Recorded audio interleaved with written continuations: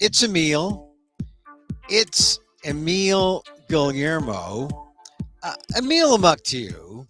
This is our micro talk show. It's going to be micro today. I know we've tended to go long the last couple of days because we had some sound bites. We played the White House. I guess it was a celebration. Obama returns, right? As Joe Biden makes Obamacare into Biden care, extending some of the subsidies so that more people can qualify. So we went into that. If you missed that show, that was show 280. Go back into the archive. You can find it at amok.com and go to show episode 280, and you'll hear that. I think it was important because you heard Obama say things like, "Look, it wasn't perfect." Because I know I'm going to get it from folks who are friends of mine and say, "Come on, Emil, Medicare for all, single payer." But that was a great event yesterday because it just shows how hard it is to get legislation done. I mean, and I just recall when I was working for Congressman Mineta, I was his press secretary back in 91, 92, the 103rd Congress. And the big push from within the district office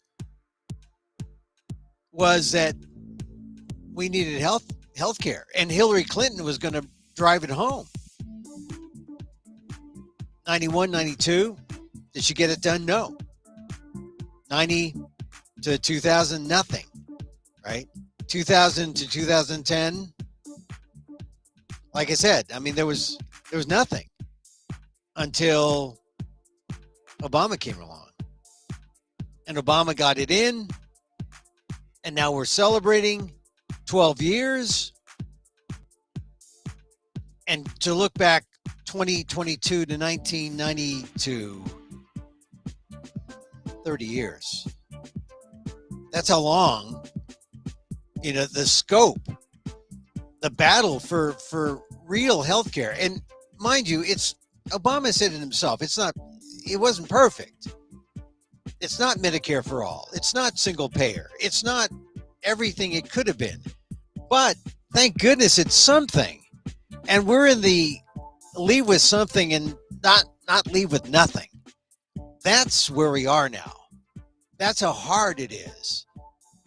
I mean, you look back at legislation and you have to marvel at guys like LBJ, how Lyndon Baines Johnson was able to pass the Civil Rights Act, the Voting Rights Act, all those acts back in 65, 67, 60. He bailed out in 68. The war got to him. War always gets to you. And, Johnson initially was a no boots on the ground guy. He didn't want war. He was with Martin Luther King for most of his, 65, 66, certainly 67. But then they departed, and King took civil rights and the peace movement. They merged with that speech at Riverside Church. Check out that show, episode 279. I read from Martin Luther King's Riverside Church speech, where he comes out and says, "Look, I'm for love." I'm going to read an excerpt from that today because we need a voice like that. When we're talking about Ukraine and we're talking about what looks like endless war, or at least protracted war in Ukraine, boy, we got to do something about that. We need more voices talking about and say that certainly there's got to be something beyond sanctions. There's got to be something else. I mean, there are more sanctions now, just today, new sanctions. But there's got to be something that doesn't tilt things toward war and death, because that's where we are now. We're still tilting toward war and death. We're not in World War III, but we are in the universe of war and death. No one's talking peace. NATO is just standing by. We are in a kind of weird compromised position where We'll supply the guns. We'll supply the javelins. We'll supply the anti-aircraft, the missiles and whatnot, the hardware, and that's going to benefit our U.S. industrial military complex. But people are dying. We're nowhere near peace. That's my point. We need some people talking about love and peace.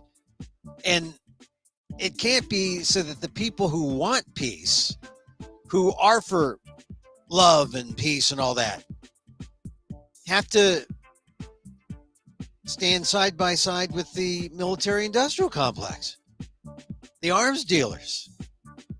I mean, somehow it's worked out so that we're seeing all the atrocities, the pictures of the atrocities in Ukraine. We're seeing what the Russians have left in their wake, the killing that they've done and the killing that they're doing and the killing that they have yet to do. It's all coming. And voices of love and peace can't do anything except say, any day now, those sanctions are going to kick in. Any day now, those sanctions are going to kick in. I mean, that's the crazy thing about Ukraine and Russia. I mean, I don't want to say that Putin holds all the cards, but we're trying to make Putin, or the West is trying to make Putin pull out. And he just is killing people willy-nilly. That's his thing. And now NATO officials are saying Putin wants it all. He wants all of Ukraine. And the reports that I'm reading and people are saying, military officials are all saying, yeah, this could be a long war.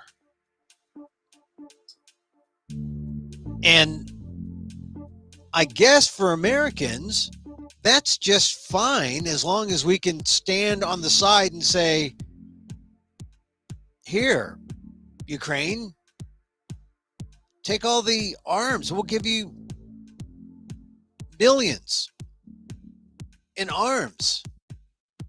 No, we're not going to do a no-fly zone, but here, take the money and fight. And we'll just stand back with NATO until NATO gets involved. It's a kind of way that the U.S. and the West can have their cake and eat it too. They're showing concern, helping Ukraine fight. People are dying. Ukraine's taking it, getting the worst of it. And no one is talking about moving us in the direction of love and peace. That's how difficult the war is. That's how difficult life is. That's how difficult the negotiations are right now. You know, we can talk about genocide. We can talk about calling Putin a war criminal. But I don't know. I mean, yes, he is a war criminal. But if you're hoping for the ICC, the international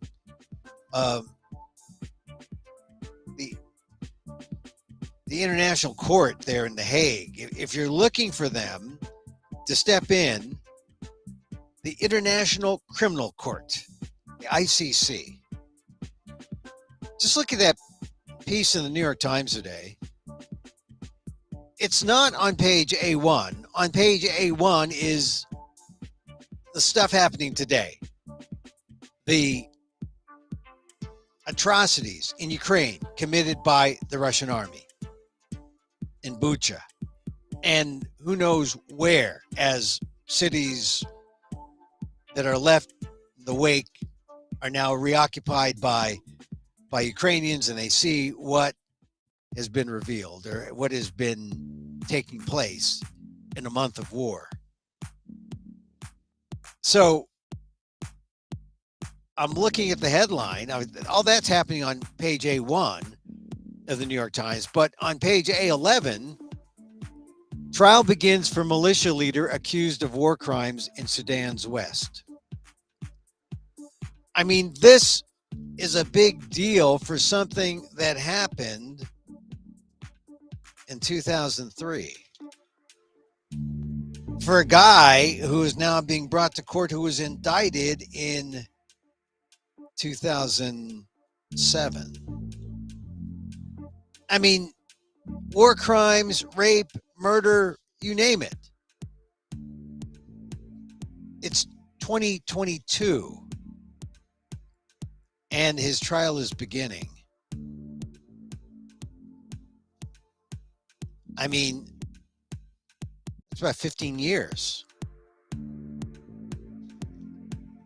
Are you going to wait for the International Criminal Court to take action? I mean,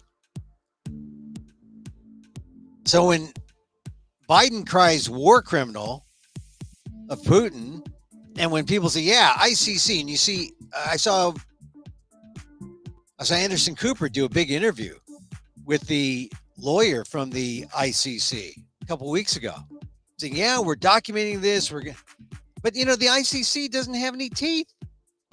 I mean, they're tough. International law, rule of law, that's important. But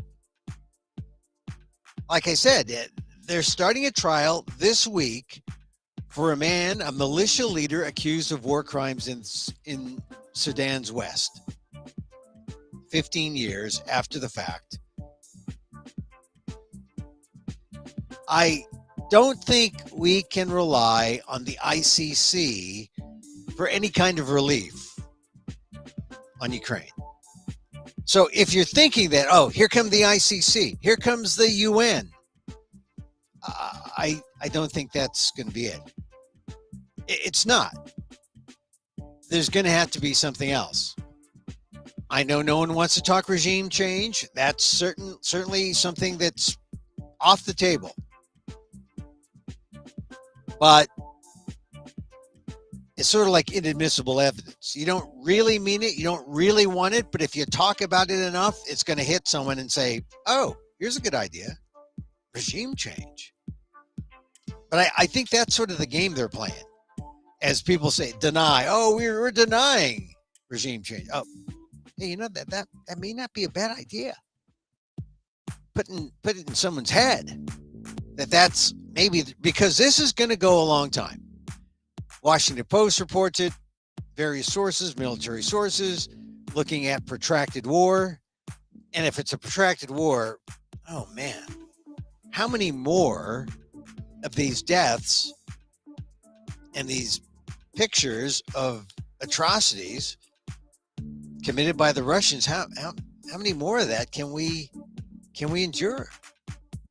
At some point, someone's got to lead a peace, a pro-peace movement here in America. Now, it was easy with Vietnam, right? Because we were kind of the perps there. Are we in? Are we out? We're sending our men in. That's the thing that got Martin Luther King Jr. All upset. He saw the differences in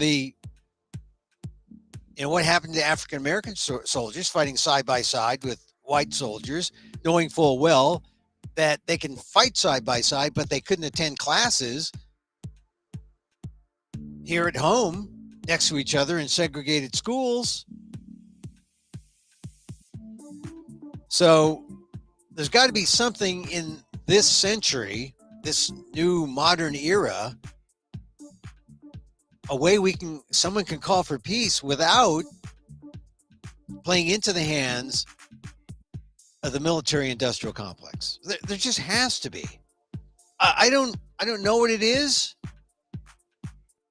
Right now, everyone in the U.S. is sort of like, well, no one's pro-Putin. But the people who would be the peaceniks and the people who are the moderates are all standing by saying sanctions. Yeah, more sanctions. Yes. Ultimately, sanctions accompanied with a ceasefire, accompanied with ways to get people to talk. That's how you end these kind of disputes. But the talks are kind of pointless, or they don't accomplish much. I just am waiting to see the sanctions really work, if they do. because the question remains, how much longer can we continue just watching Ukraine get blown up all under our eyes? I mean, Zelensky's doing his part. I mean, he let yesterday. We played excerpts from his speech in show 270 or 280. He said, should we just give up on international law? Should the UN Security Council just pack up? Because here we have Russia on the Security Council. They'll just veto any action against itself. What a sham that is. Something has to happen that's going to make this situation. I mean, we're already the atrocities, the pictures of the atrocities, that has thrust us into a new level. And now word that this can maybe go on for months. That's a new level still. We just need the most damning, the hardest hitting sanctions that we can unleash right now. Every time they say, well, there's more, here's more. Literally, there are thousands of sanctions placed on Russia. And it's still not enough to force Putin to throw in the towel and say, okay, West, you got me. You got me. We haven't. It's going to be a while. So Ukraine, the overall situation is not good. But I do want to say this. As Asian Americans, we know the situation. We understand because we have come from countries, our legacy, our family legacies are intertwined with U.S. involvement in war. If you're Vietnamese, right? Without saying. Cambodian, once again. If you're Laos, if you're part of the Hmong community who reigned from northern Laos. I'm particularly interested in how the Hmong community sees this because they're the most recent of the big groups. The Hmong community came in, the bulk of them came in about 2005, 6, 7, around there. And they have new generations sprouting up. They're one of the fastest growing Asian American groups. And they have footholds in government and in the enclaves where the Hmong community thrives. Minnesota, parts of California, Wisconsin. I just can't imagine if you are Hmong American, like Suni Lee, here witnessing what's going on and not having some kind of compassion for what's going on there. Vietnamese too. And to some degree, the Filipinos, older Filipinos who know what it was like to be under you'd have to be pretty old. Maybe the sons and daughters, the people who remember when the Philippines had U.S. bases, military bases, when the U.S. had gone in and colonized the Philippines. I remember because there was a big gap between the time my father came here in the 20s and the time he was able to start a family. But that's the reason I know and understand. And that's why you see Russia come in and attack a sovereign nation. That brings back memories. Memories are historical facts that don't need to be repeated. not in the modern era. That's why it's important to stand up against what Putin is doing. So also, I talked to people at PETA Germany. I do the PETA podcast as well. And they're ready. I'm talking to some people there. They're ready for a protracted engagement. And they're worried because they're safe now in Germany and other places in Europe. But they know not too far away, there's this war going on. And there are pictures of bodies and graves, and there's shelling and pictures of the horrors of war, and they're hanging in there trying to live a normal life. They're just next door, a country away, but they're doing what they can. PETA Germany's gone into Ukraine. They have now saved 100,000, mostly cats and dogs, and brought them to safety. It's hard because saving them is one thing, but now they need the food. They need to bring horses, for example, food. They've got 200 tons of vegan animal food. And it would be different or less difficult if the weather wasn't so bad and grass was growing and you could let the cows and the horses just graze. You can't. Not now. It's too cold. So that's a problem also with Ukraine. Anyway, lots happening there, and it's the constant news. I just wish there was someone talking about love. And when I say love, I go back to that speech that I read in show 279, speech of Martin Luther King, right? Where he says, he talks for the need for merging civil rights with the peace movement, saying that they are one and the same. They were joined. And he called for a genuine revolution of values. That means that our loyalties must become ecumenical rather than sectional. It means not divided. Every nation must now develop an overriding loyalty to mankind as a whole in order to preserve the best in their individual societies. This was the message of Dr. King, who then quoted,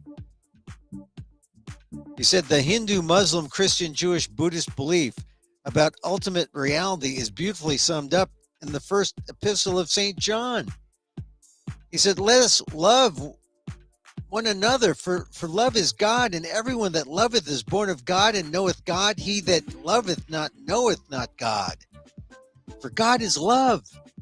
If we love one another, God dwelleth in us, and his love is perfected in us. I mean, that's the kind of voice that we need, because right now I'm not hearing any voices except sanctions, sanctions, sanctions.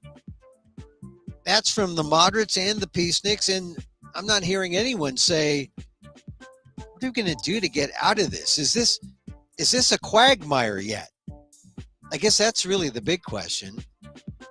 Quagmire, that was a word that came out of Vietnam.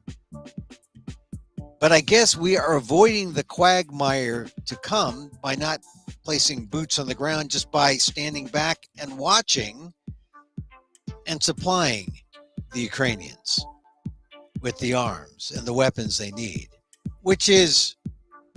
that's, I guess, better than nothing. They're fighting their own war, but we are now benefiting because we're selling them. Well, maybe we're giving them to, well, someone's benefiting. The companies, the military manufacturers. So I guess that's our strange, weird 21st century win-win, which doesn't really sound like a win-win to me. So the big story yet this week is Ketanji Brown Jackson. She's cleared the hurdle, right? I mean, she she is now she's got 3. Murkowski, Romney, Collins. We talked about it, but maybe there'd be more. It'd be nice if there'd be more to join in. But checking the latest, the Washington Post is saying that there's still more squabbling about what's going on with KBJ. Might as well just get used to calling her KBJ. That's who she is. Ketanji Brown Jackson. According to the Post, Democrats and Republicans continue unabated recriminations between them, even though there's this clear path to confirmation. We have the DNC, the Democratic National Committee Chair, Jamie Harrison, calling Senator Tom Cotton, Republican of Arkansas, a, quote, little maggot-infested man.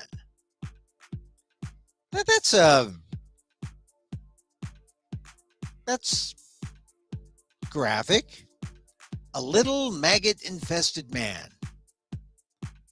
Now, I wonder if Chris Rock had called Jada Pinkett that, or a maggot-infested woman. Now, maybe you'd see Will Smith have some reason to get up in. A little maggot-infested man. That's what a DNC chair called Senator Tom Cotton. And that was in response when Cotton said on yesterday, that Jackson might have defended Nazis accused of war crimes. Oh, my God. That's what I mean.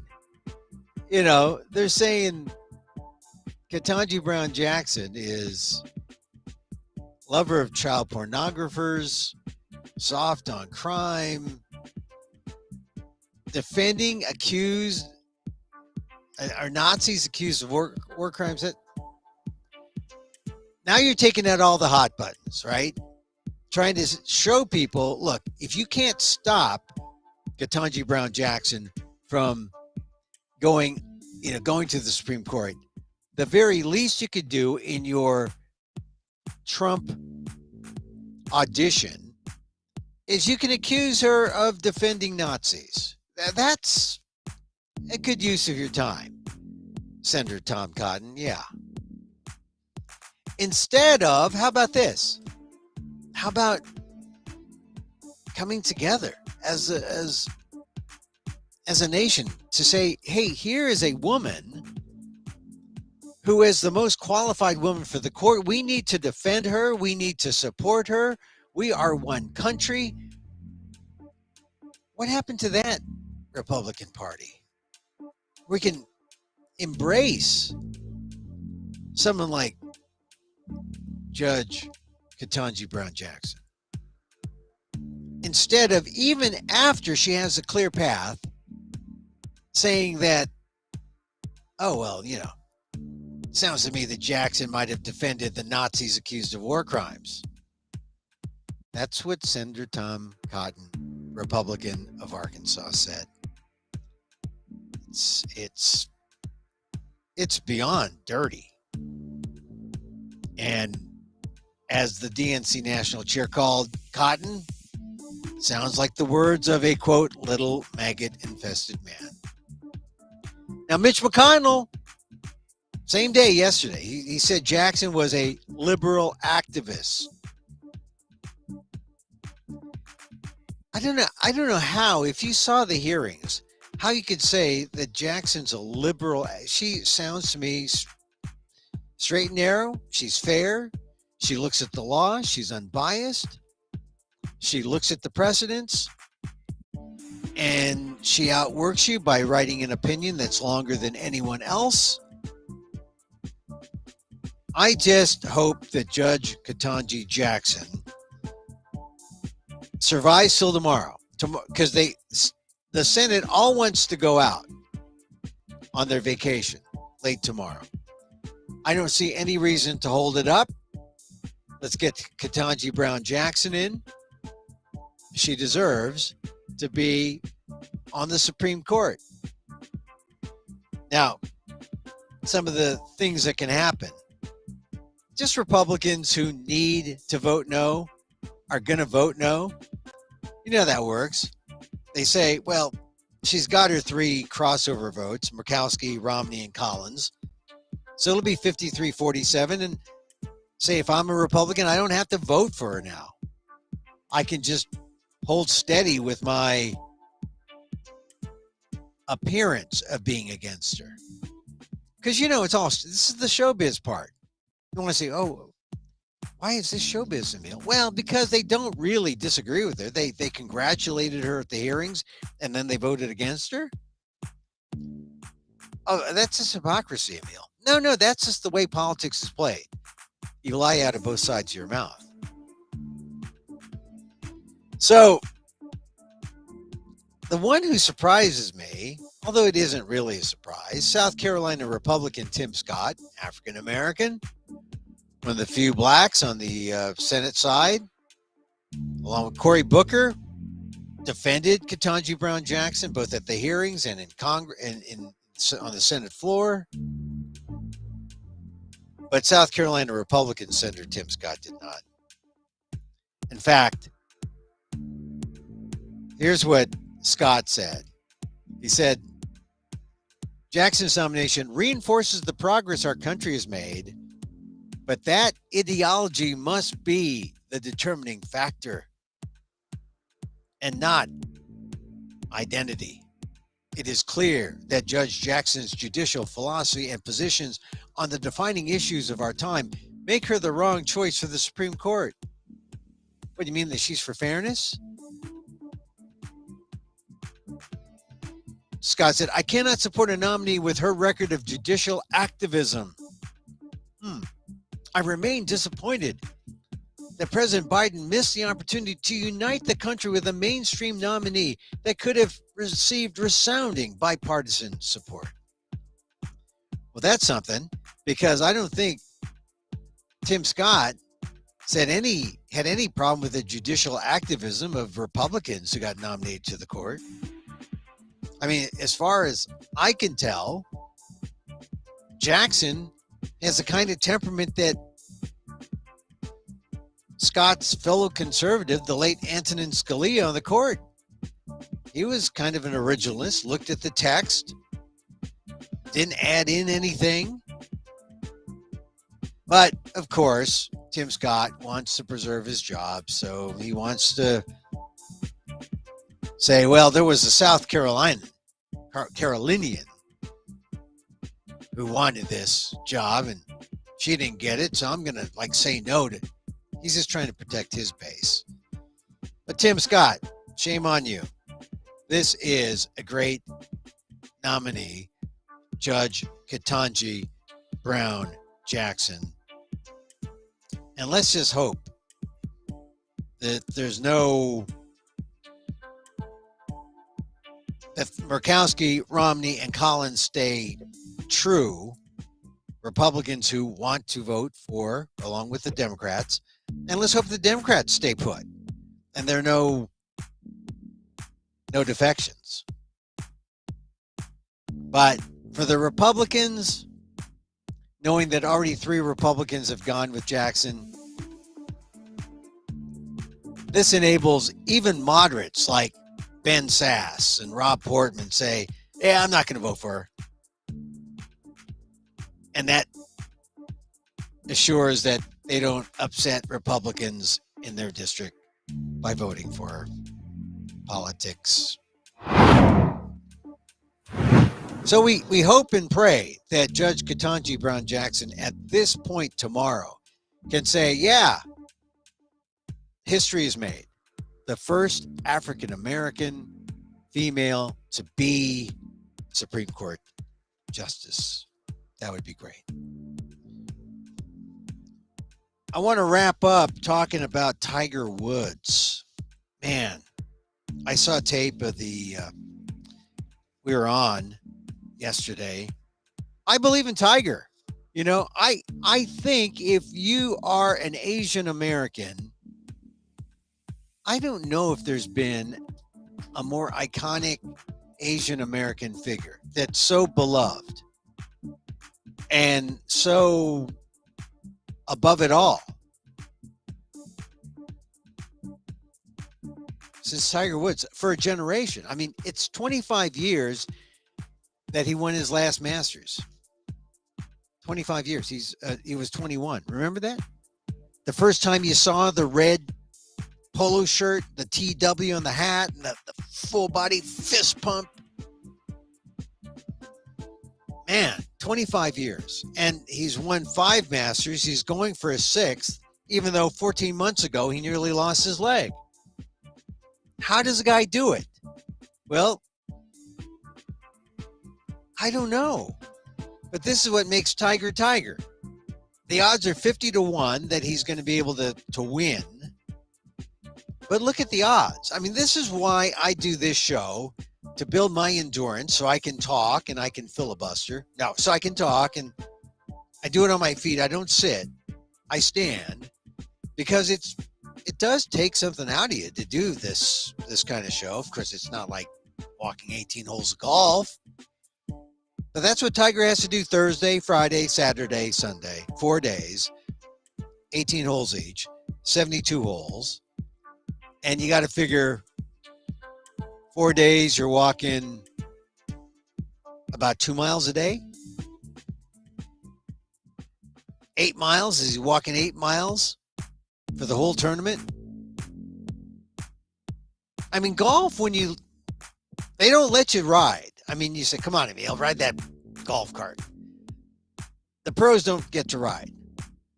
They're lucky they don't have to carry their bag. They just have to walk. But I played some hilly courses. I'm not great.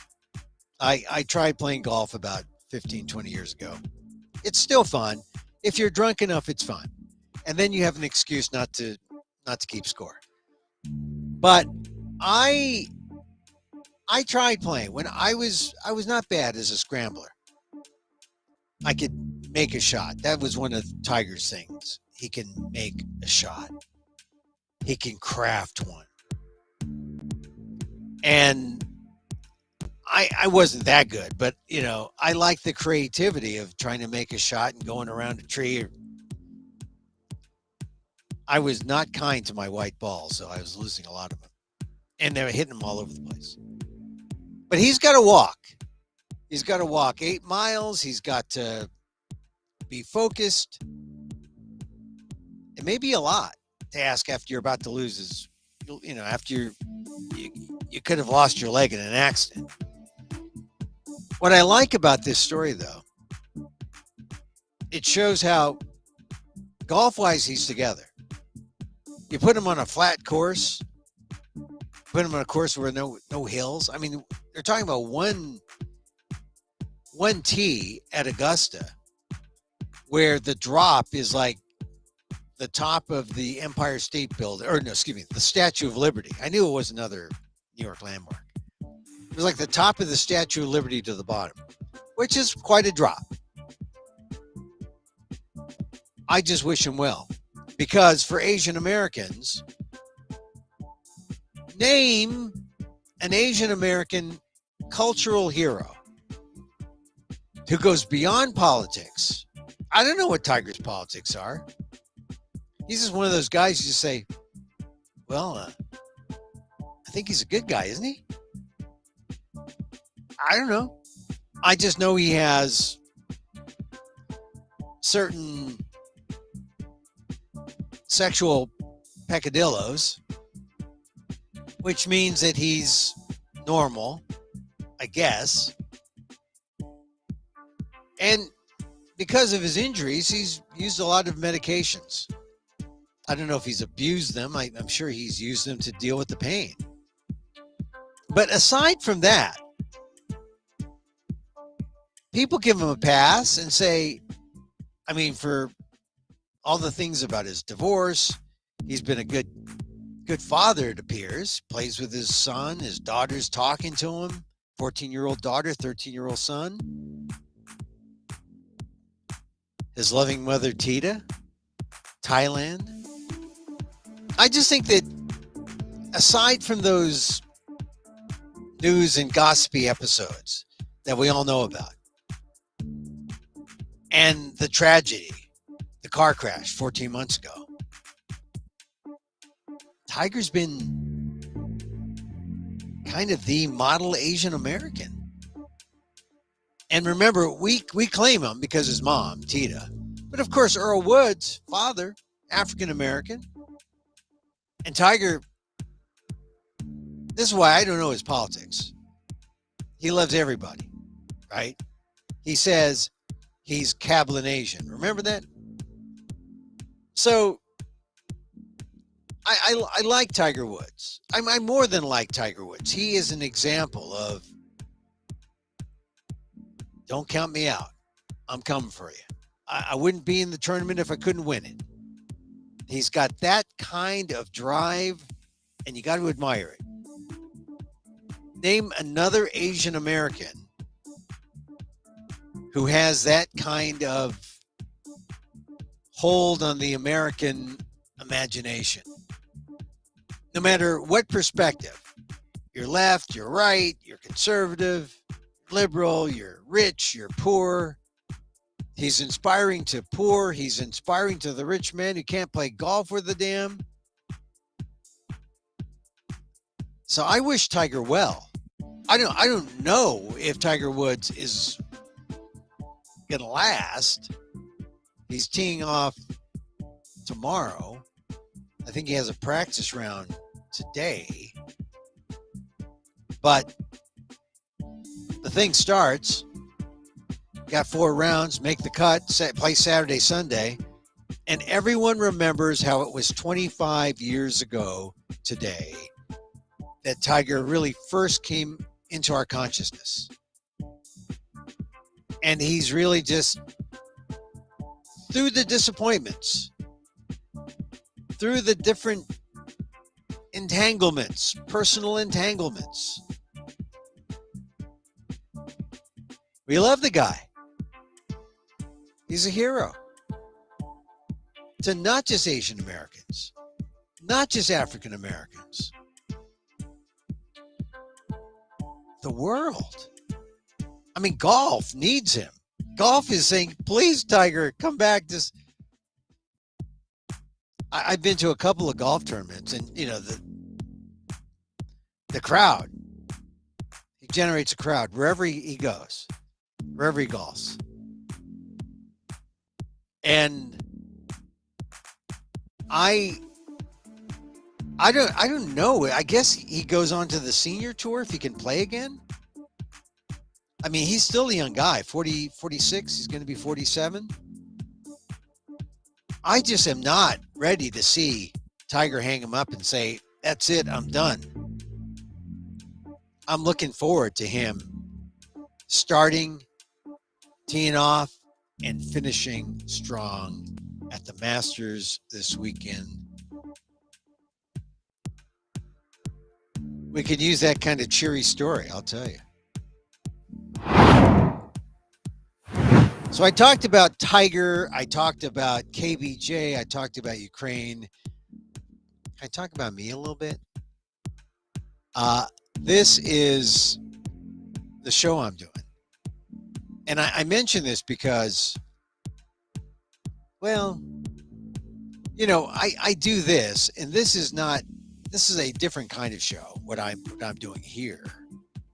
But this is the National Storytelling Network. I'm doing a fringe performance, meaning most of the play that I did as a one-man show in Baltimore, San Diego, San Francisco, Orlando, Washington, D.C. I'm putting it together. We're doing this live on Zoom. And the National Storytelling Network is they're a nonprofit of storytellers. And they're selling tickets. So please go to their website. Their website is at, let's see, I've got a graphic here. It's at storynet.org.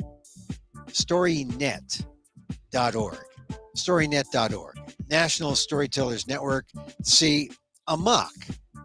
And if you buy a ticket and you can't make it on Saturday, 5 p.m. Central Time, 5 p.m. Central, Yeah, that's 6 Eastern, 3 Pacific. 5 Central, 6 Eastern, 3 Pacific. I'm not going to mess up your Saturday night. Don't worry. A week from this Saturday. So on the 16th, April 16th. And it's a show about why this is Emil Amok's Takeout and why I go amok.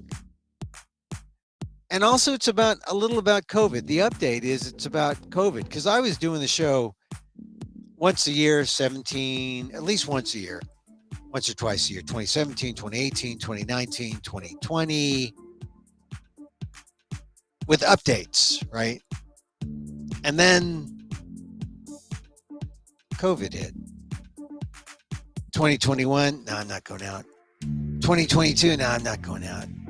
I mean, not yet, but now it looks like, well, Omicron, BA2 is bad, but Omicron. And then I want to go out back there. But look, as we have done this show, this came in as a breaking news. The Gridiron Dinner, which was last weekend, turns out to be a super spreader event because Attorney General Merrick Garland went, and now he has COVID. Yeah, Merrick Garland, the guy that the Republicans wouldn't even let him have a hearing. Boy, you know, the Republicans playing partisan politics on the Supreme Court. All you got to do is mention Merrick Garland's name and they say, well, they have no right. I mean, they're so hypocritical, the Republicans. Well, the man in question, Attorney General Merrick Garland, tested positive for coronavirus after attending the Gridiron Dinner. The Gridiron Dinner sounds like you should be playing football, but it's a thing they do in Washington. It's like several hundred people, 500 people, big dinner. And people come because they make fun of politicians in that good-natured ribbing way. Yeah, it's funny. I never went to Gridiron Dinner when I was I never got a ticket. But Merrick Garland has tested positive. He's the second cabinet member, and he's fully vaccinated and boosted. So he probably has the new variant that everyone's worried about.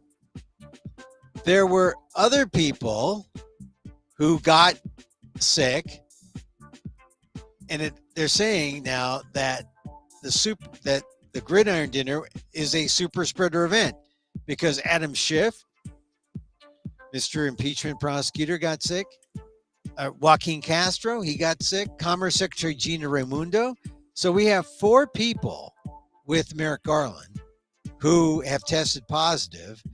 And now people are looking at the list to see, well, God, if this is a super spreader event, who else might get it next?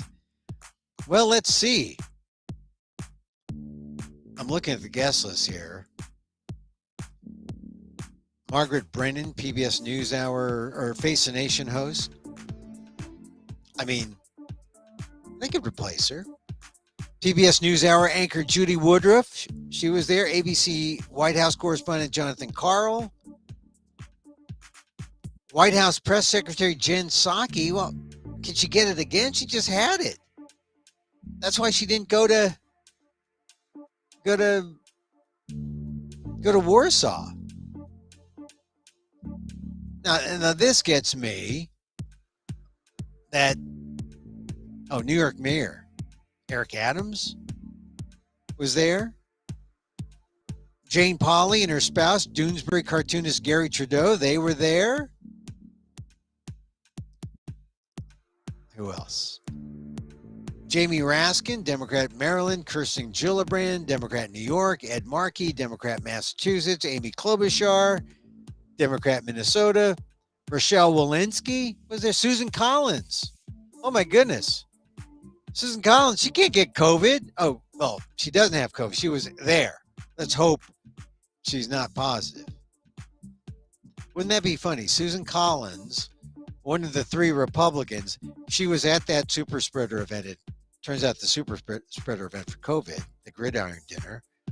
But what happens if she comes down sick and can't vote tomorrow? That would be bad. Oksana Markarova, the Ukrainian ambassador to the U.S., she was there. So I'm just saying, this is, along with Merrick Garland, who is going to do all these actions against Ukraine. I mean, this is serious stuff. And if you think it's over, COVID's not over. It's not over yet. It's not over yet. Not by a long shot. So anyway, Amok. Now that's something to go amok about. So I do that in my show. amok.com. Now, look, here's how you avoid getting COVID. Here's our dear listener. Just got my second booster, says Juanita Wilson. Juanita Salai Wilson. The Filipino part. Got to get the Filipino parts out there. You know, we got to protect all our listeners, all our watchers and listeners. We can't afford to lose one. I'm telling you, not one. Anyway, well, I'm glad you got your booster, Juanita. I'm thinking about getting one. I want to see a little more science, but I think I may have to if I'm going to start going out more. I mean, I'm not really going out more yet. I'm just to the store. I'm masking up. I'm always wearing a mask. That's the one thing about doing this Fringe show on April 16th, 5 p.m. 5 p.m. Central Time. That's 3 Pacific, 6 Eastern. Get your tickets at storynet.org. Storynet.org. And so I hope you can make it. And so there's a transition. That means you transition out of that, Emil. Yes. You know, I talked about the Hmong. The Hmong have really, they are, you know, everyone pays attention to, you know, when they talk about fastest growing, they talk about, you know, the top 3, Chinese, Indian, Filipinos, and then they look at the Koreans and the Vietnamese. But watch out for the Hmong. They're doing it. And they have these great representatives of their culture, of the modern Hmong culture, in politics, in the workplace, and at the Olympics. Suni Lee. And, you know, Suni Lee posts her notebook on the social media. And, you know, at this time of the show, this is a moment where I try to do the loving self-kindness meditation. So in the event that it might help you, help us all, just understand what we're up against and to withstand the pressures that we could feel. I mean, who do you turn to? You know, go to a priest, go to a psychiatrist, go to a psychotherapist, go to a counselor. Well, you could. Or just come to the back end of my show here and just, you know, participate in the loving self-kindness meditation, which I think can be helpful. So Suni Lee clearly is a meditator. She's a mindfulness practitioner, because I can just tell from the things that she says. And this notebook that she posts on social media, she says, eliminate the doubt. Don't be so hard on yourself. You do not have to be perfect. This is where you're meant to be at. I like sharing just a few things from her from time to time when we do this, because you know she's a champion. You know she's a winner.